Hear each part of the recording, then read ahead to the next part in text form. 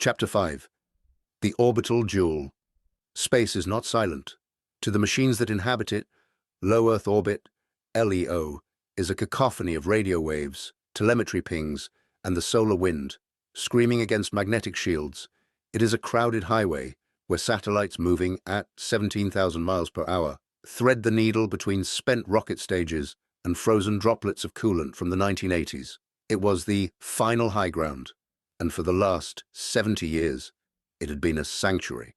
Treaties were signed, handshakes were exchanged, and the great powers agreed that while they might slaughter each other in the mud, the stars were off limits. But in 2027, treaties were just paper, and paper burns.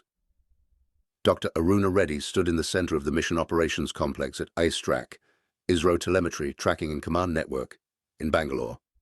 The room was usually a place of quiet academic focus, a temple to mathematics. Tonight, it smelled of stale coffee and panic. Telemetry deviation on Cartosat 3, the flight dynamics officer reported, his voice trembling.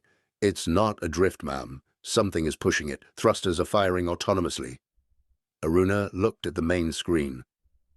Cartosat 3 was India's eye in the sky, a military-grade observation satellite capable of resolving a shovel on the ground from 500 kilometers up.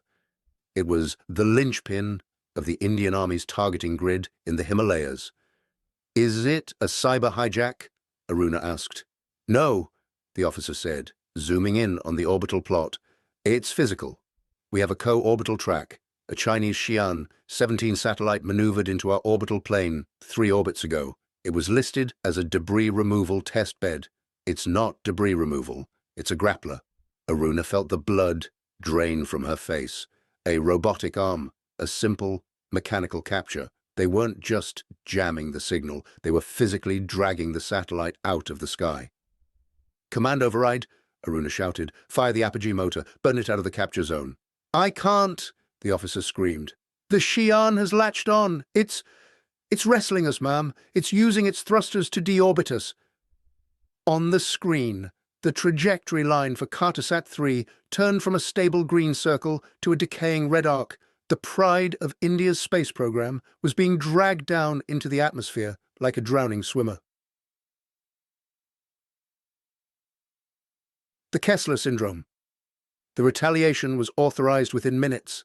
In a hardened bunker in Odisha, the Defense Research and Development Organization, DRDO, activated Mission Shakti 2.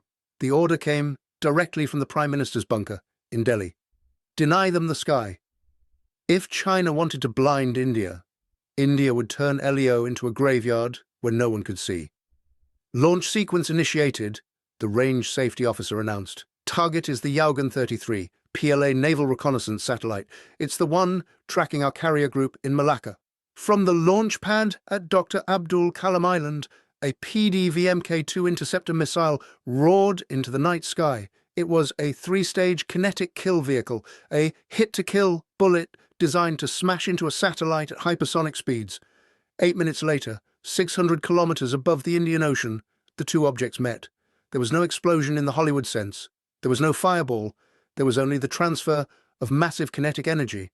The Yaogan 33, a bus-sized machine of gold foil and solar panels, disintegrated instantly. It shattered into 4,000 trackable pieces of debris and 1 million untrackable shards of shrapnel. "Impact confirmed," the DRDO officer said. "Target destroyed." But the celebration was short-lived. "Debris warning!" The Space Situational Awareness Center in Bengaluru shouted. "The dispersion field is wider than the model predicted. It's crossing the polar orbit lanes. Oh, God." The debris cloud, moving at 7 kilometers per second, didn't just disappear. It became a shotgun blast, expanding across the orbital plane. The chain reaction high, above the Pacific, a piece of the Yaogan, a bolt no larger than a thumb, slammed into a Starlink internet satellite. The collision vaporized the smaller satellite, creating a fresh cloud of debris. This was the Kessler Syndrome, a cascading chain reaction of collisions. In the International Space Station, ISS, the alarms began to scream. The astronauts, American, Russian, and European, scrambled for the Soyuz escape capsules. The war on the ground had suddenly become a death sentence for the only humans who weren't part of it.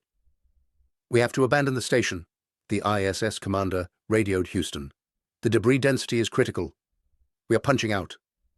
The world watched in horror as the live feed from the ISS showed the station's solar arrays being shredded by invisible bullets.